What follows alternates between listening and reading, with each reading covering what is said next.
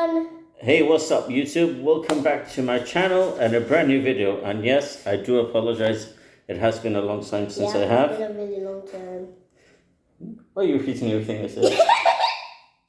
Anyway, that's before I get carried away, and obviously to talk about my latest unveilings and everything that's been added to my collection. Rest in peace, Terry Funk. Rest in peace, Bray Wyatt. I think two huge losses in the world of professional wrestling, especially Bray Wyatt. Terry Funk was elderly, and obviously he wasn't as active in the ring as we all know, but he is a legend. Nothing against Terry Funk, I'm a huge fan. But Bray Wyatt hits hard because he was just on the TV screens only a few months ago. Lots of rumors, obviously, when he was supposed to face Bobby Lashley at WrestleMania, and then all of a sudden that didn't happen, even though they had planted the seeds for an eventual match. I dare say, and I shared this with my friends over at OGQ as well, and with other fellow fans on Twitter and X now, about it, and I compare it a lot with Eddie Guerrero's death in 2005, because it's going to be one of those that we're not going to realize how strong it's been until we see all these tributes. And I watched his the best of the WWE playlist on YouTube a few days ago, and it doesn't dawn on me how much that he's gone yet. And I was still hoping that he would appear on SmackDown, and just listening to the music and the ending and the start were incredible tributes, same as it goes for the ones that they did on Raw and on NXT on Tuesday night. But still a huge loss, no matter what. AEW, let's talk about AEW. AEW All In was absolutely phenomenal. If you get rid of the backstage drama aside, and a lot of CM Punk drama, as always, it's all over the news all the time, and it's a shame what's happening there with CM Punk and all these supposed fights that he's getting into and everything else. It's a shame. I mean, I'm not the biggest fan of the guy anymore, admittedly, but I mean, he does bring a lot to AEW, and he is being provoked, and if he is being provoked and all these things that are happening, what can I say?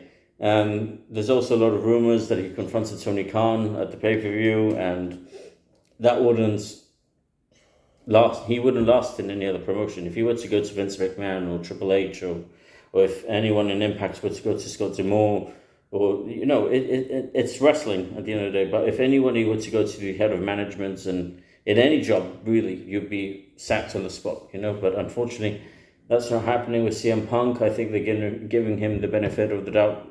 Like I did say, he does bring a lot to AEW, in my opinion. Yep. But unfortunately, it's all very toxic. I mean, I'm not going to speculate or dispute us with what's going on, because I wasn't there, and you can find reporters writing scoops and about things that they may have found out, but I don't want to get into it. That's my honest opinion. Wrestling is what we're here to watch. We don't watch it for the drama that unfolds backstage.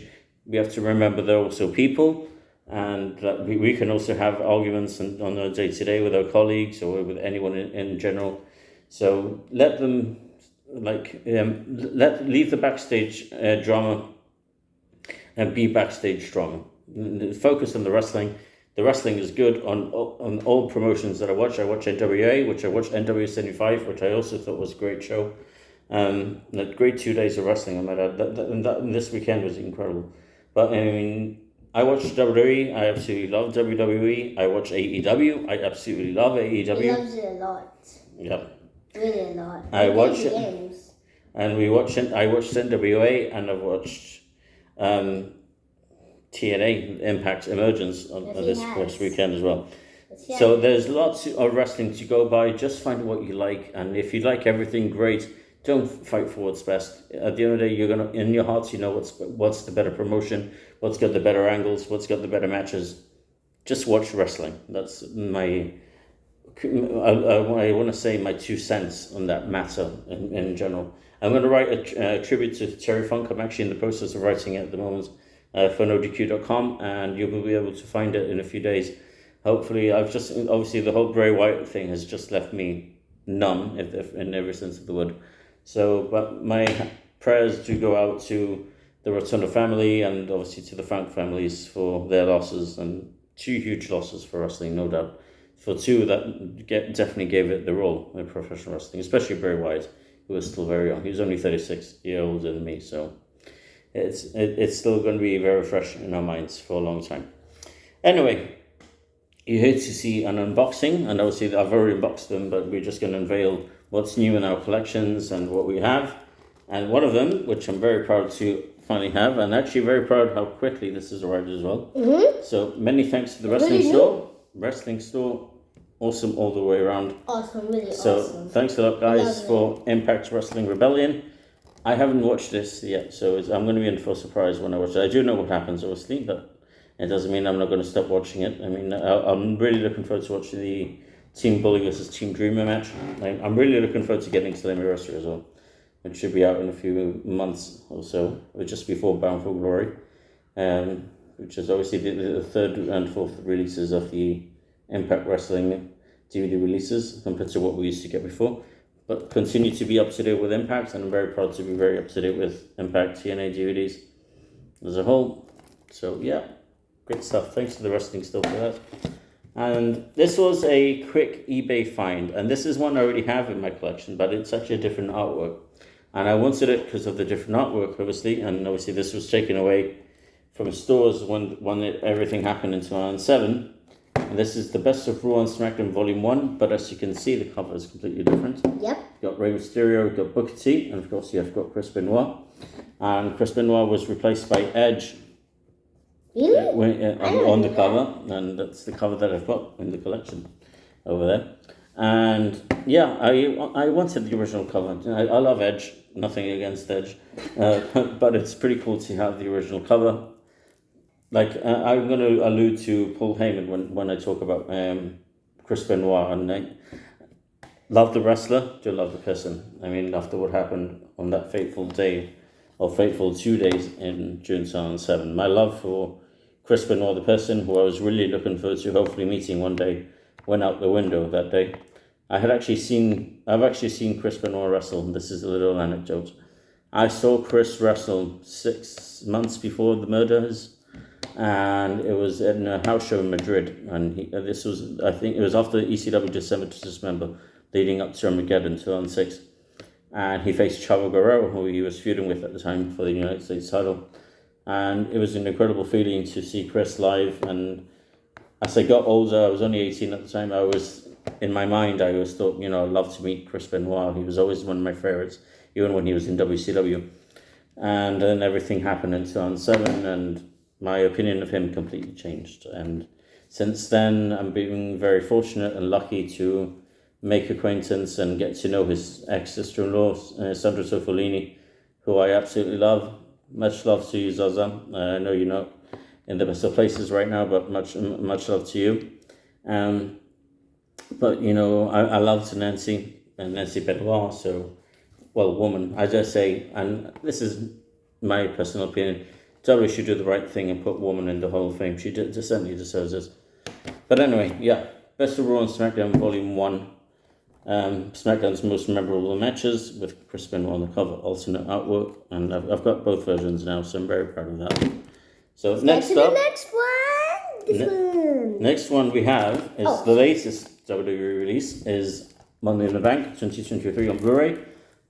The Blu-ray is a UK and EU exclusive, obviously because the UK hosted the pay-per-view, so I assume that's the reason why it wasn't exclusive on Blu-ray for us all. So we're very proud to get this. I'm not going to gloat. Bunny and Punk know what I'm talking about, but I actually got this before then, surprisingly enough. I pre-ordered it on Amazon, and they arrived with all the ones that I've got to show you now. So very proud to have this great show all around. Probably one of the best shows of 2023. I'm gutted now after seeing the main event, because I thought the main event was fantastic. I would have liked that to have continued. What they've done now with Jimmy and Jey Uso, I don't really like. I mean, it could maybe be the Brett and Owen of our generation. I would love for that to happen. I mean, and they've got the talent for it, so I'm not going to bash it yet. Excuse me. But I do feel that they did it a bit too soon. I would have liked maybe for Jimmy to have turned on Jay in a different way. But anyway, it is what it is. It's still wrestling, like I said. So there you go. Money in the Bank 2023 on Blu-ray. Very proud to have that. So to fellow American fans, if you do want to get it on Blu-ray, obviously it's region locked to UK. So if you want to get it and just have it for the collection, you can pick it up on Amazon, and you can pick it up on www.dvd.co.uk as well. So great stuff to have that as well.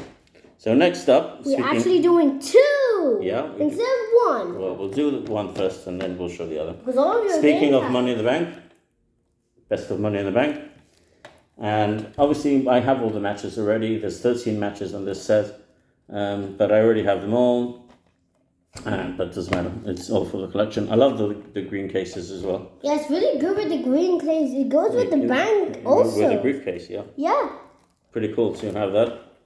And great artwork as well. Since they did the SummerSlam 92 re-release, the special edition, it's been great to have them in those colours. And everyone, this one is actually kind of redesigned better, really good. And this is... it has water and the sunset in it. Yeah, this is best of WWE SummerSlam Classics. For similar to Money in the Bank, it's got a red case, which actually looks really cool. Yeah, and it's my favorite colour. Some great matches in here, of course. You got Bret Hart versus Mr. Perfect at SummerSlam 91, which is one of the greatest matches of all time, in my opinion.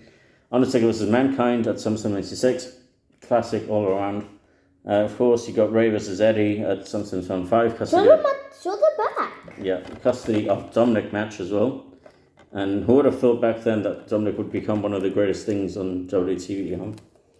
But yeah, pretty cool to have that. Best of WWE SummerSlam Classics. Great additions to the collection. And let's go on with the next one.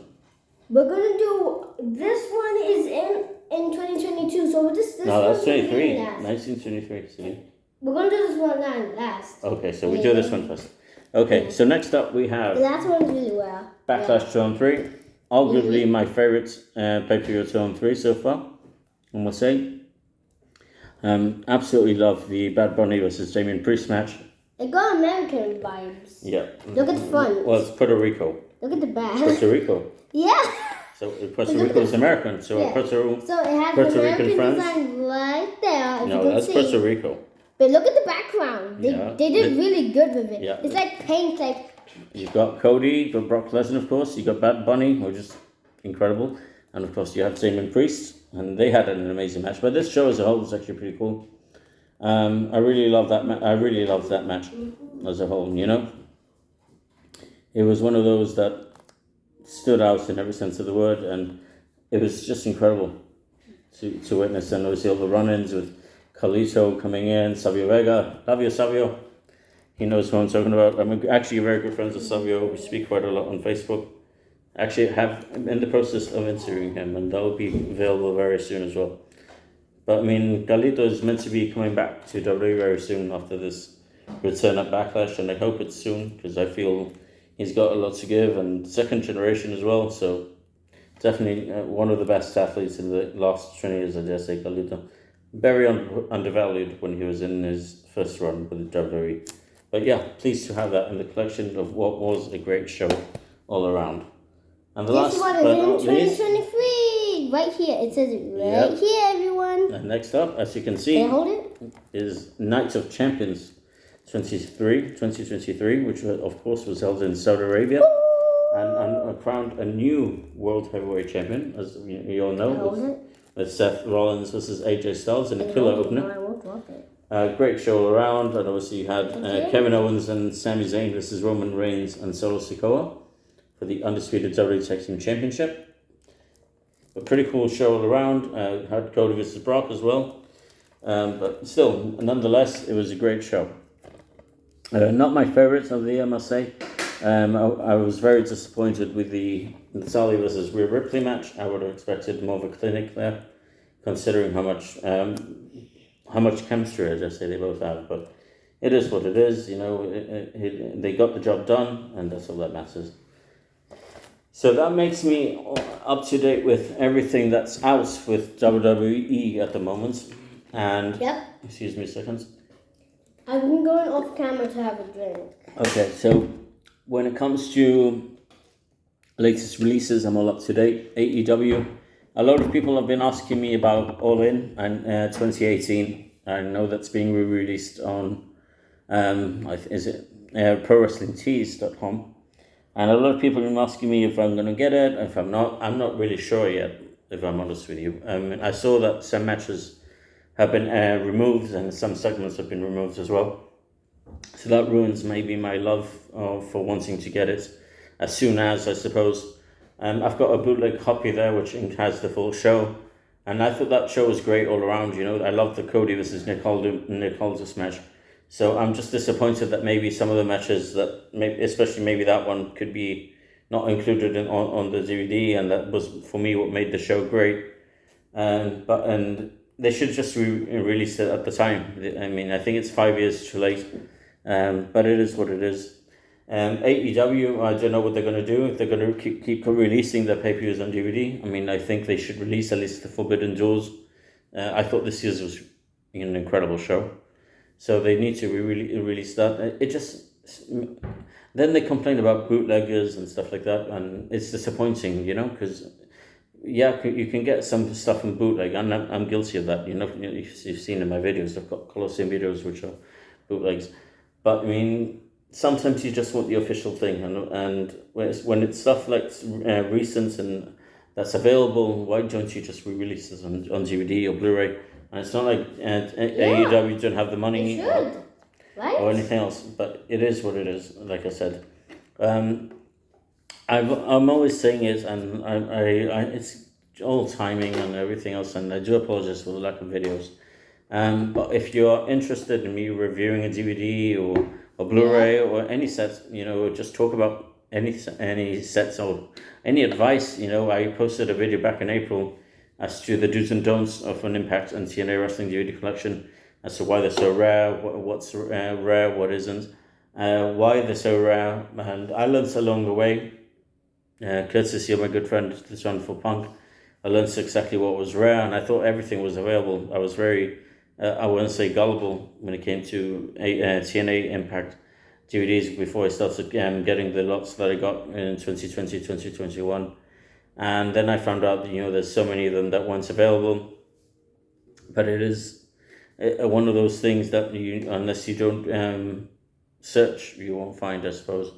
But I'm grateful, because when I go back now, look when you've seen that I've received Rebellion today, I'm just proud that, because now I've got every single one up to date. I need to get the rest of the one night onlys that once released on DVD. I know a good friend of mine recommended me, Chad Stone, actually has them. Maybe that's something I might do in the next few months and pick them up to fill the holes in the one night only collection. Maybe I'll add also the Impact Plus special events like Emergence that happened this past weekend, and like Against All Odds and all the other ones that they do only on that platform. But it's a collection that's ever growing, and there's so much stuff that I've received. I mean you've only seen the tip of the iceberg. I mean, I've received this year's WrestleMania, and a few others as well. So, but I do promise, once everything is sorted in my study, I will showcase my collection, and so you guys can see what's new, and obviously the new different layouts as well. So, like I always say, keep coming back to the channel, because I will promise more videos. Yep, more videos. Like, comment, and subscribe, and hit that bell. And don't forget to comment as well. Let me know what you want to see. And one more thing, we're gonna get a new camera holder, so we don't have to put it on a metal thing. Yeah, well, I'm using my phone, and I've got a candle holder. Yeah. So we're gonna get a new holder for the phone. So let's see if you guys love it when you get to see the whole thing. That's the plan, yeah. Yeah. But anyway, it's on its way in like 2 weeks. So yeah, this is the Rocket. This is Ismail. Hey. So thanks for watching, guys. That's not your real name. Don't forget to like. Real name is David. Yeah, everyone knows that. Don't forget to like. Don't forget to comment. Don't forget to subscribe. And we'll be back with another video very, very soon. Take care, guys. Everyone.